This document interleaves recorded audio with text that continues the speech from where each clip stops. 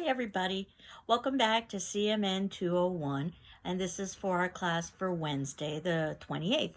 And what I thought I would do is just put some closing comments on Psycho and talk about Night of the Living Dead, and then move forward to The Exorcist. The bad news in terms of films like The Exorcist is that they're getting contemporary enough that it's becoming increasingly difficult to be able to find free links. And as much as I searched, I was unable to find a free link for The Exorcist. That said, if you know of a free link for The Exorcist, please let me know and I will post that. But what that means is that you're going to have to access the film on your own. And I know that it's available in a variety of places, Netflix and Amazon.com and YouTube if you're willing to pay money for it. And that said, if it turns out that you are completely unable to access the film, I have found an awkward but effective way of finding a workaround for us. And basically, what that's going to entail is you logging onto an Amazon account for which you will probably be asked an access code, which means then you are going to have to contact me to give you that access code so that you can log on. And I'll talk a little bit more about this towards the ending of this class. Because the difficulties involved with finding a film might take some time for you, I'm going to give an extension with our discussion forum responses. So now you've got a week. So basically, if we were meeting in class, you would be handing in an assignment a week later. So you've got a week to try to find The Exorcist or to log on to it one way or another and to answer your discussion forum question. And of course, you can always ask for extensions with either the discussion forum or the journal response as well. But let me begin by just finishing up with Psycho, a classic and horror film based on a novel by Robert Bloch that was loosely based on some murders committed by Ed Gein that involved cannibalization. And that said, we know that Night of the Living Dead led to quite a bit of hysteria, though not near the hysteria of The Exorcist, because of the cannibalistic aspects of the film. Ed Gein targeted women, and that's something that we definitely see in Psycho with Norman Bates. And we begin the film with a hotel, rather interesting foreshadowing because eventually the hotel is what takes center stage. In fact, many people have said that the Bates Motel is is in some ways a major character in the film itself. It definitely has all of the elements of the Gothic. And I think I might have mentioned this in my last video, how much I appreciate some of the subtle touches of humor, particularly with the fruit cellar as Norman is bringing his mother, supposedly bringing his mother down to the fruit cellar, and her response is, "This is because you think I'm fruity." Hitchcock was known for doing cameos in his films, and if you were looking for his cameo in Psycho, it appears approximately 6 minutes into the film where he's wearing a cowboy hat. And in terms of Psycho, as many of you discussed in your discussion forum responses, that it's a film that examines lots of different issues. We wanted to view it from a 1960s perspective. We could view it as the kind of loss of innocence that is occurring, and that now we have a society where literally no place is safe. It seems that the Bates Motel is a representation of what hides in the dark underbelly of America, just beneath the veneer surface of civilization. After all, the highway is, and if you think about what a highway means, a way that's high, and that might not necessarily be representative of the 1960s, because underneath that, what you've got are affairs going on in hotels, the theft of money, and lots of other sins occurring as well. And when we see Norman Bates, definitely we get the sense of some of the psychological challenges he has. The ending of the film might seem a little bit trite in terms of understanding abnormal psychology and sexual dynamics. But this is, again, the 1960s, and these are the early days of the examination of these issues. The idea, too, of Hitchcock's brilliance with his filming and his editing, which is why the shower scene and many of the other scenes are just so particularly powerful. And I've always seen Psycho as a commentary on the automobile because it features so prominently in this particular piece. Right when Marion is fleeing and needs to change automobiles, to the fact that she's ultimately hidden within her automobile, and now automobiles are being redirected away from the Bates Motel, which leads to its isolation. But as I said, the 1960s was a particularly tumultuous and controversial time, so I think it deserves a second film. And the second film would be Night of the Living Dead, which also raised quite a few eyebrows for its time period.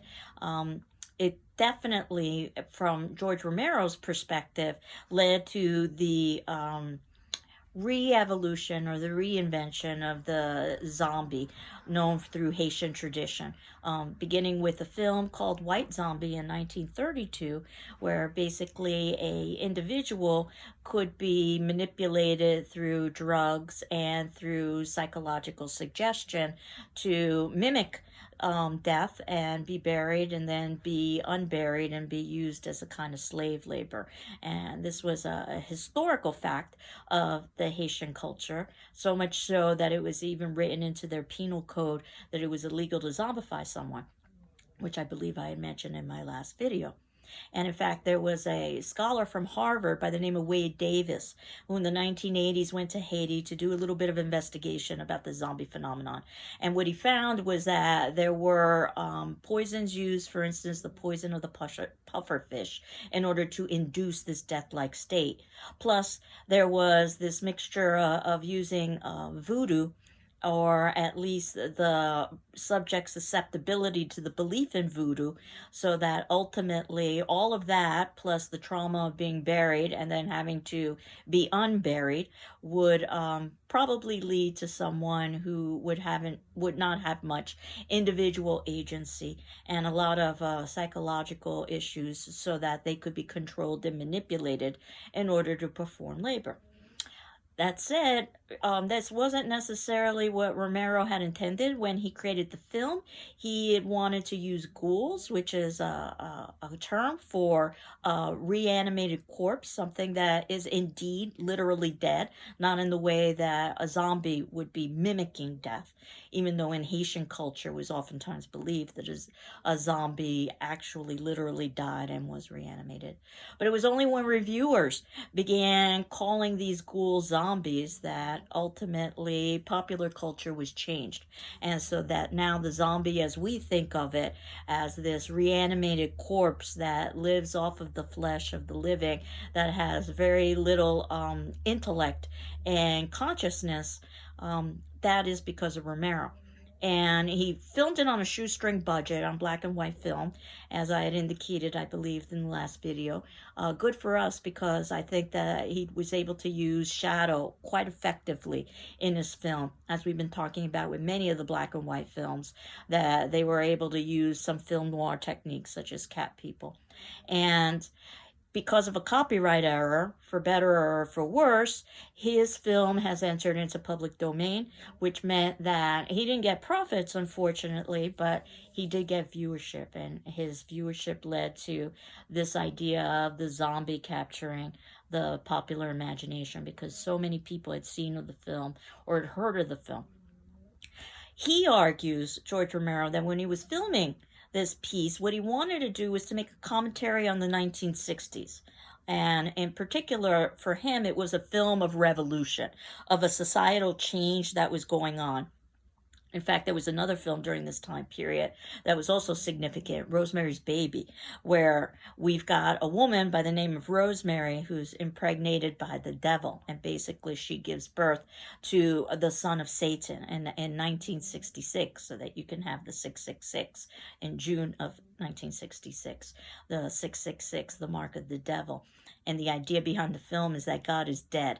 In a decade where there's war, in a decade where there's rampant drug use and abuse, in a decade where there's all kinds of political and social turmoil, The idea of the safe 50s, though of course we saw with Invasion of the Body Snatchers that the 50s weren't necessarily completely safe, but definitely it's a different world in the 1960s. And the film begins with the American flag, which you might have seen in the opening credits. And oftentimes that's viewed as Romero's way of giving a commentary of what America has become. And there's a dialogue between Johnny and Barbara at the beginning, brother and sister, about how the time has changed. And this is Romero's way of telling us that times are indeed a changing and the world has gone mad on a number of levels. And while oftentimes we focus on the idea of the zombie, the reanimated corpse, the main message of the film is that we ourselves are the monsters. It's a message that perhaps is more deeply integrated into this film as rather than in some of the other films that we have seen, as we see these band of survivors who should be working together. Basically, what they do is they bicker and look out for their self-interest rather than the self-interest of the group, and they can't survive as individuals. They need the group. After all, isolation is usually a bad thing in the world of the Gothic. And the idea of zombie hordes have oftentimes been read as the masses of Americans, if you will, engaging in a kind of uprising. What we see with the survivors is the collapse of the nuclear family. Harry and Helen Cooper spend all of their time bickering, and it's pretty clear they are in an unhappy marriage. Their daughter Karen basically is responsible for matricide in a scene that is eerily reminiscent of the shower scene in Psycho, with the noise, with the audio and the stabbing that's going on. Young love, like Tom and Judy, they certainly aren't survivors in this. If anything else, the movies of the time would oftentimes, in a very romanticized way, suggest that young love was the way to find salvation, but that's definitely not going to be the case. Remember, this was even suggested in something like Invasion of the Body Snatchers, that if only, they could retain their individuality, then they could love one another. Even sibling relationships like Barbara and Johnny are completely destroyed as Johnny is transformed into a zombie and eventually attacks his own sister. And we see how ineffective all of the institutions of authority are, which is Romero's way of basically saying that, again, not has only the world gone mad, but America's gone mad as well. And there's something terribly, terribly wrong with our government. There's something terribly, terribly wrong with our law enforcement. And there's also something terribly, terribly wrong with our media, that none of those institutions can protect us from these zombie hordes. And again, from the film perspective, the way that they were able to have a movie studio accept the film was by providing at least a possible explanation about radiation. But Romero said that he didn't really want to give an explanation, that he wanted it to be open-ended because it was really less about the zombie and their transformation, and it was more about the very quick transformation of their survivors, or of humanities. The zombies at least don't have consciousness. They're just merely trying to survive. The humans in the farmhouse definitely have consciousness, and they're willing to eat up one another, so to speak, in order to protect themselves. And that farmhouse serves as such a nice symbol for something like the haunted house that's part of the Gothic, or the Bates Motel, where in fact some have argued, I believe I mentioned earlier, that the motel itself serves as a kind of character in and of itself. All of that embedded within the idea that our lead is African American, Ben. And Romero says that he merely chose the best actor for the job, but it definitely changes the dynamic when you've got an African American actor as the lead in the 1960s, a time with very heightened racial conflict and very heightened racism and discrimination. And the idea that he could stand up to a Caucasian man, the idea that he could hit, slap, a Caucasian woman, would have been astonishing to the audiences. And the idea that he is supposed to be our hero that we bond with, which we do, and then by the ending of the film, not only is he killed, but he's killed senselessly. And there have been all kinds of scholarship examinations about, is this a commentary on the African American being viewed as bestial or monstrous and being killed, and some of those scenes at the ending of the film being reminiscent of police brutality and police shootings, right down to the very ending where we've got these meat hooks where you've got the posse, and that's what they look like, a posse, basically burning everyone indiscriminately. Ben, along with our first zombie. Not that Ben was a zombie, Ben was a human, but could he ever be viewed as a human? Now, Romero's commentary on this has changed over time. When the movie first came out, he indicated that that was less of his intention. Over the years, he changed his mind about that and said that perhaps that was embedded within the film. There's been a lot of changes about this film over years. If you know the great film critic Roger Ebert, initially he basically said that the film was exploitation and that it didn't have any kind of cinematic artistry associated with it. And then years later, he changed his mind. Perhaps because some of the art houses in Europe were beginning to show this film, and called it a cinematic masterpiece, and gave it a very high rating. So that also goes to show how people's perceptions can change over the time period. I particularly like the idea of how self-referential this film is when Johnny says, "They're coming to get you, Barbara." So basically, we're at the point in time where audiences are aware of horror film in the Gothic tradition, and you can begin to have some teasing about that. That dark ending, however, as well as part of the perhaps gender commentary where Barbara seems to be a rather independent woman at the beginning of the film and then just descends into catatonia at the ending of the film, all of that has led this film to be analyzed in relation to cultural norms and stereotypes and the breaking of those stereotypes during the time period. But in terms of the attendance question, no one had ever really seen a film like this before. A film that was so graphic, or at least graphic for its time. And the scenes of the consumption of the meat were real. Granted, they were pieces of meat from slaughterhouses, from animals rather than humans. But they were realistic enough to completely stun the audience. To have an African American lead who ultimately is killed at the end, that too would stun the audience.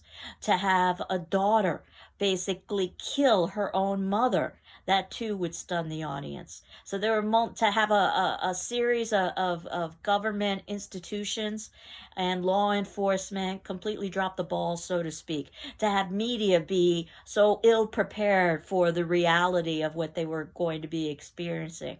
Again, all of that would have stunned the audience. Perhaps it was a simpler, more innocent time. But as we move forward to The Exorcist, as controversial as Night of the Living Dead was, it was nothing compared to The Exorcist. I have a documentary, a short documentary, approximately 20 minutes long or so, that I've included in our class notes that I'd like you to watch about some of the mass hysteria, and there really is no other way to put it, in relation to The Exorcist. Unlike something like Night of the Living Dead, which was done by an independent filmmaker on a shoestring budget, the exact opposite happened with The Exorcist. It was a Hollywood blockbuster that was done with a good amount of money and a good amount of respected both actors and also filmmakers. And the result was that not only was it the number one film, and in fact, it was the actress who played the young possessed girl, Linda Blair, was even up for an Academy Award at one point, and usually horror films aren't given that level of prestige. It was revoked when it was turned out that many of the scenes that she filmed were done with voiceovers by another actress. But Nevertheless, this film was in the mainstream in a way that Night of the Living Dead was not and could not be. And the result of it, as you will see in the documentary, is that news organizations were reporting on the very visceral reactions from audience members who would cry, who would faint, who would leave mid filming or mid screening, I should say, after standing hours in line, who would visit psychiatrists, who would visit priests, who would go to the emergency room, there was even one instance of a man attacking the screen to try to kill the devil on the screen.